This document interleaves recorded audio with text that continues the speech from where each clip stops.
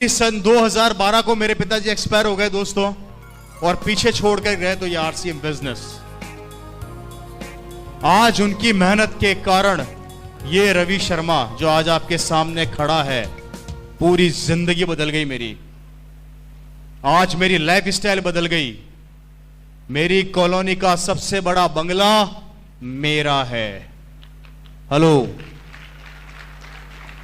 मेरी कॉलोनी का सबसे बड़ा बंगला मेरा है आरसीएम के कारण।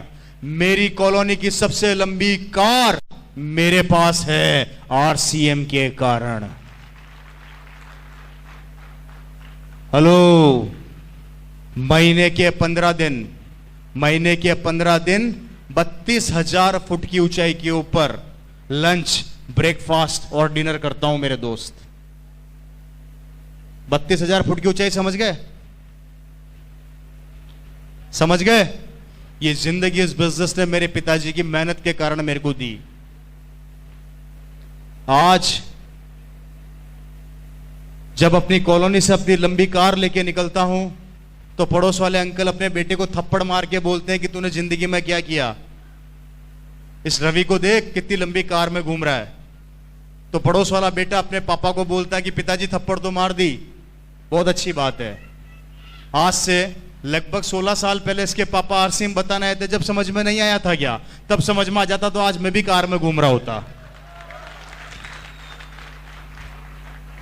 इस बात से यह समझाना चाहता हूं कि आज अगर आरसीएम समझ में आ गया तो भविष्य में आपका बेटा कार में घूमेगा। लेकिन अगर आज आरसीएम समझ में नहीं आया तो याद रखना, किसी की लंबी गाड़ी देखोगे और अपने बेटे को यही कहोगे कि तेरे पापा के पास भी आरसीएम आया था, तेरे पापा ने नहीं किया, उसके पापा ने कर लिया, आज उसकी जिंदगी बदल गई, वो लंबी कार में घूम रहा है। मेरे भाई, ये आज मेरी कॉलोनी के अंदर होता है। मेरी कॉलोनी का सबसे बड़ा बंगला मेरा है, सबसे लंबी गाड़ी मेरे पास है। जिंदगी बदल के रह गई, लेकिन आज पड़ोसी वही काम कर रहा है जो पिछले 16-17 साल पहले करता था। आज भी नौकरी पर जाता है और नौकरी से आता है। और हम 15 दिन काम करते हैं और 15 दिन आराम करते हैं। यह है आरसीएम बिजनेस की ताकत, जो आपकी जिंदगी को बदल के रख देती है मेरे दोस्त।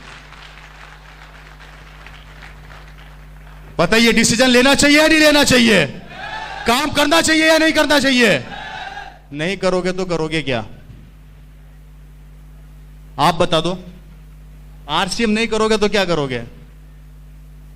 जो कर रहे हो वही करोगे, राइट? और जो कर रहे हो उससे जिंदगी बदलती है तो मैं खुद कहता हूं आरसीएम मत करो। लेकिन अगर उससे जिंदगी नहीं बदलती है तो मैं कहता हूं कि आरसीएम कर लो। खोने के लिए कुछ नहीं है, पाने के लिए बहुत कुछ है। आपको करोड़ों रुपए नहीं लगाने, आपको अरबों रुपए नहीं लगाने, आपको कुछ भी नहीं लगाना, आपको डिसीजन बदलना है। मेरे दोस्तों, बचपन से हल्दी, धनिया, मिर्ची, तेल खाते आ रहे हैं। बचपन से हमने खरीदा, हमारे से पहले हमारे दादा ने खरीदा, उनके परदादा ने खरीदा। आज तक जो भी सामान खरीदते आ रहे हो, किसी न किसी को करोड़पति बनाते जा रहे हो। सही कह रहा हूं या गलत कह रहा हूं जी? कहां से लेके आते हो सामान? बाजार से। थोड़ी सी पिक्चर दिखाता हूं, थोड़ी सी ध्यान से देखिएगा। इसको आगे आ जाएगा एक बार, इसको आगे ले आइए। भैया, नींद तो नहीं आ रही है आप लोगों को? बात समझ में आ रही है कि नहीं आ रही मेरी? हेलो, आपको इसका थोड़ा सा मार्केटिंग प्लान समझाने की कोशिश कर रहा हूं, ध्यान से देखिएगा। बड़ी प्यारी चीज है। आप लोगों को यह बताया गया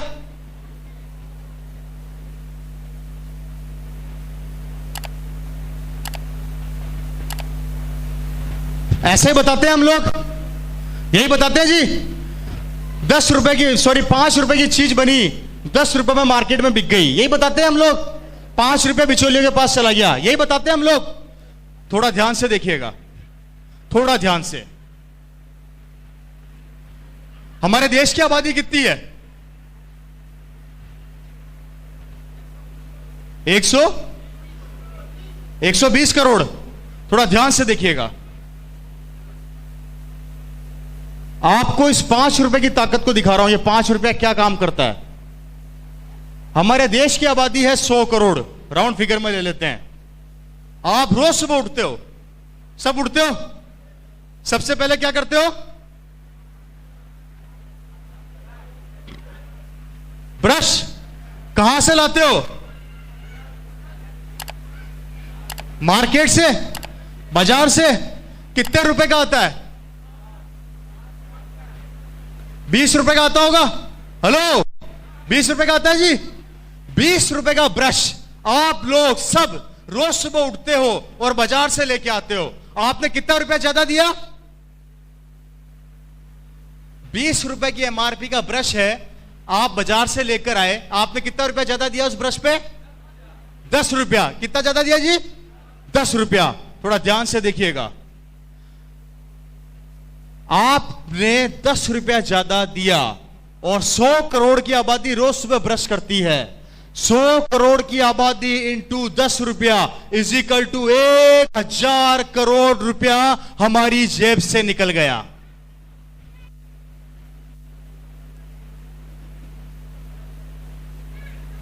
कैसा लगा?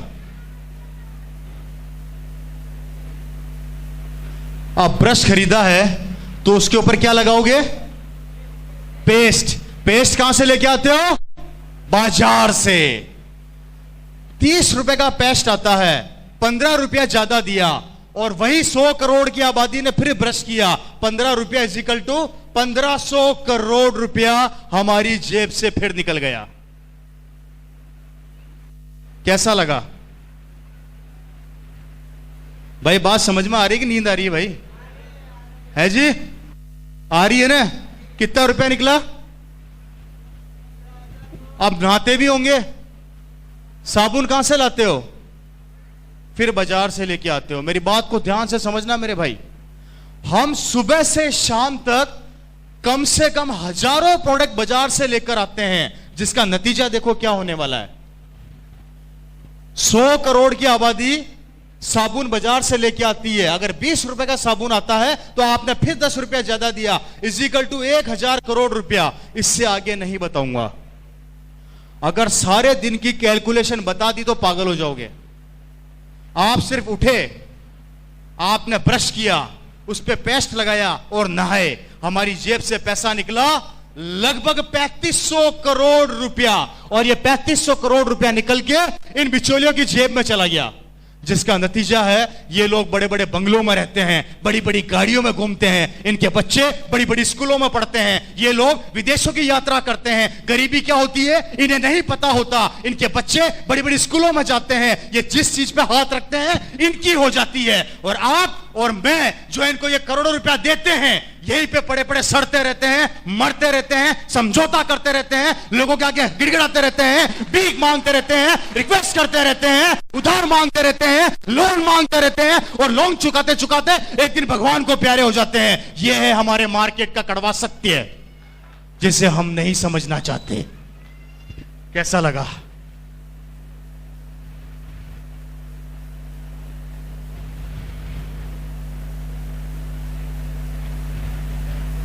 मुझे बताया गया था कि यहां के लोग भाषा नहीं समझते, कोई रिएक्शन आएगा नहीं, तो मतलब सही बात है क्या?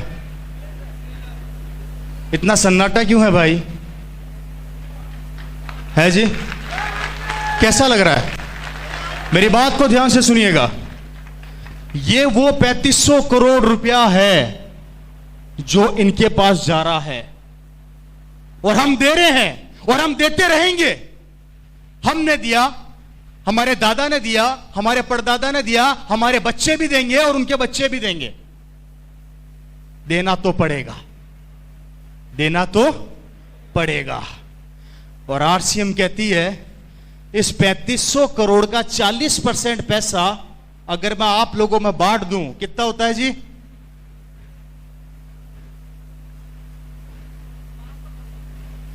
राउंड फिगर में ले लेते हैं 1200 करोड़ रुपया। ये 1200 करोड़ रुपया अगर आरसीएम हम लोगों में बांट देती है तो हमें कहा जाता है हम पागल बनाने आ गए हैं, और दुकान वालों को कहा जाता है कि वो पागल नहीं बना रहे हैं। अब दिमाग खुद लगा लो कि पागल कौन बना रहा है।